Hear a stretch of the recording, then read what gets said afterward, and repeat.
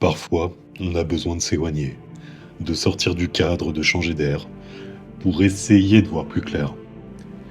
Je suis pas venu ici pour fuir, je suis venu ici pour me recentrer, pour retrouver un peu de silence au milieu du bruit. Depuis quelque temps, j'ai l'impression de faire ce qui doit être fait. Mais au final, non.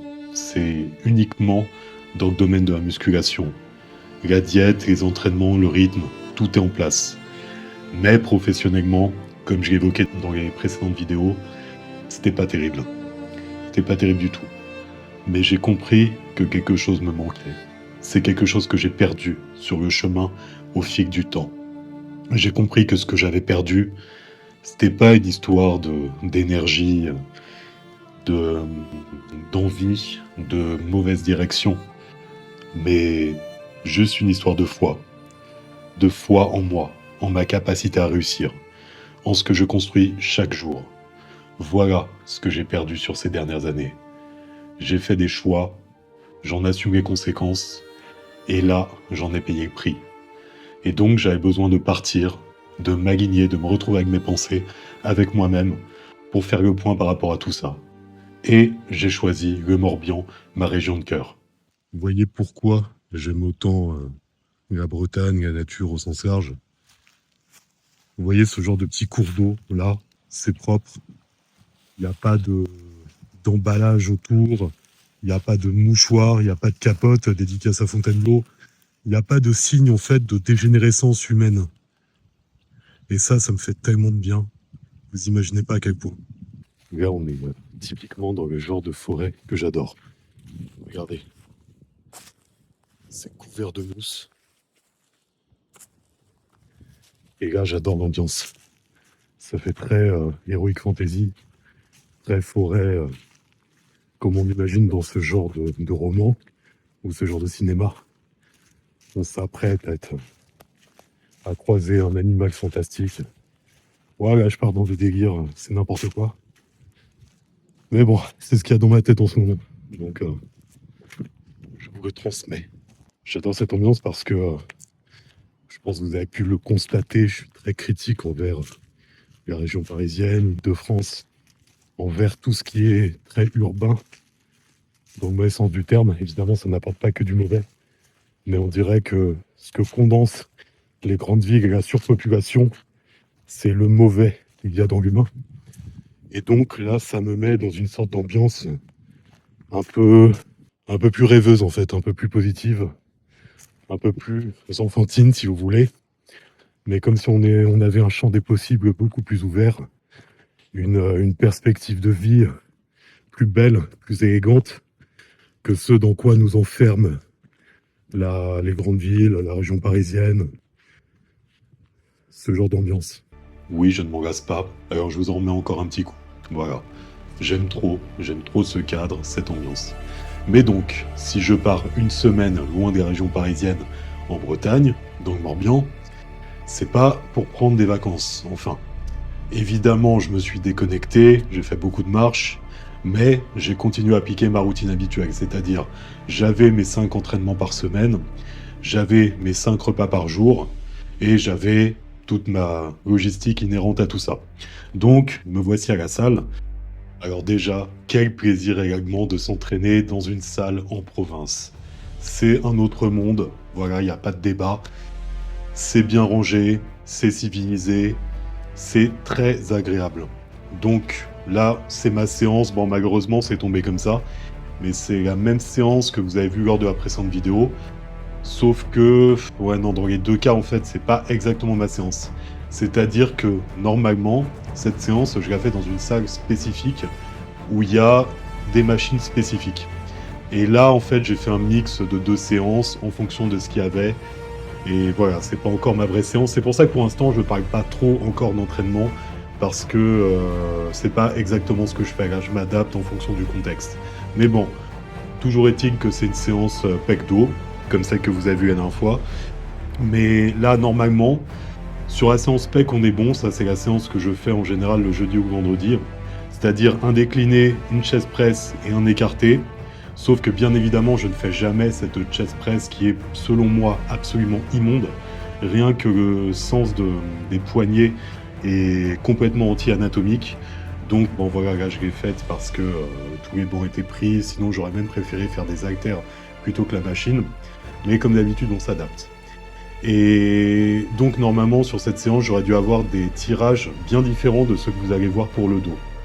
Mais voilà, tout ça pour dire que quand on est en prépa, évidemment on continue. Il n'y a pas d'histoire de vacances.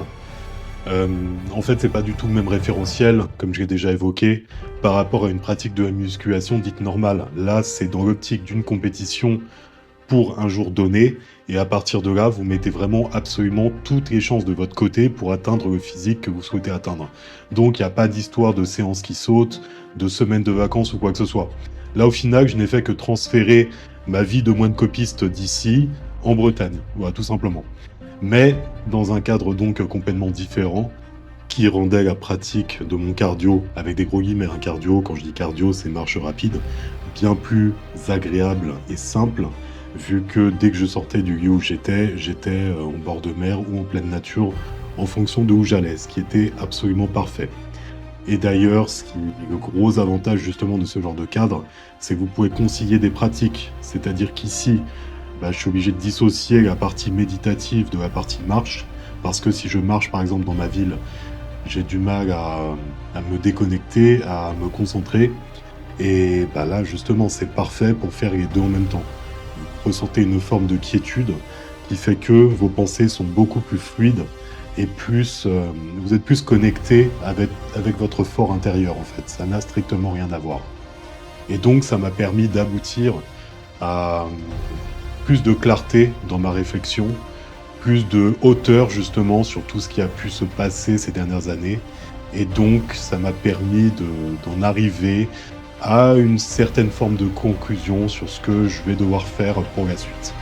On est plutôt pas mal. C'était un peu le but de la manœuvre. Alors oui, quand même, parlons vite fait d'entraînement. Là, normalement, j'utilise jamais cette machine. Je l'aime pas du tout. Pour l'exercice d'avant, normalement, je le fais sur une hammer quand je faisais en pronation pour plus cibler le travail sur le milieu du dos. Et celle-ci, cet exercice, normalement, je le fais sur une Panata qui est fabuleuse. Et la trajectoire est parfaite et vous le sentez parfaitement dans le gros dorsal. Mais bon, comme d'habitude, on se trouve pas d'excuses, on s'adapte en fonction de ce qui est disponible. Et puis ça fait le boulot. C'est moins optimal, mais bon. Au bout d'un moment, à l'heure actuelle, on est très dans le sur-optimal absolu, dans la précision chirurgicale avec les machines. Et bon, au bout d'un moment, il me semble que quand même l'humain a réussi à se créer des physiques exceptionnelles bien avant l'arrivée de ces machines. Bon, regardez-moi ça. Ça surbute objectivement. En plus, il y a personne. Écoutez maintenant. J'ai juste le petit fond qu'on entend du bruit des vagues. Comment ne pas être apaisé dans un tel lieu? Et hors saison, c'est parfait. J'imagine que l'été, ça doit être blindé. Mais là, c'était juste parfait. Bon, maintenant, que conclure de tout ça? J'ai compris que ma foi s'était affaiblie. Ça, c'est un fait. Et quand on doute de soi, tout devient plus lourd, plus compliqué. Même ce qui faisait partie de notre ADN. Je vais pas dire que j'ai trouvé une réponse magique, une solution miracle ici. Mais j'ai retrouvé un fil. Un fil qui me relie à l'essentiel. Celui de continuer, même quand on ne voit pas encore le fruit de ce qu'on sème. Ça, c'est une chose que j'ai compris quand j'ai commencé le coaching, que j'ai oublié au fil des années et que je dois obligatoirement reprendre maintenant. On ne peut pas tout contrôler dans notre existence, mais on peut choisir de rester fidèle à ce qu'on construit. On peut choisir de continuer à croire, même quand le doute prend de la place. C'est ce que j'ai oublié ces dernières années. Parce qu'au fond, la foi, ça ne se trouve pas, ça se cultive, un jour après l'autre, une série après l'autre. Vous voyez, encore un parallèle entre la musculation et le développement de soi au sens large. Donc, on va se laisser sur ce cadre que j'ai vraiment adoré. C'est la forêt de Brocéliande. Malheureusement, je n'ai pas pu y rester longtemps, mais j'ai beaucoup aimé le peu que j'en ai vu. Là, c'était une partie un petit peu dépouillée sur les hauteurs. Là, on voit pas trop les perspectives, mais il y avait des dénivelés. Un peu de terre désolée. Et là, pareil, ça m'a beaucoup fait penser à la fantaisie, au cinéma, à la littérature dans ce style.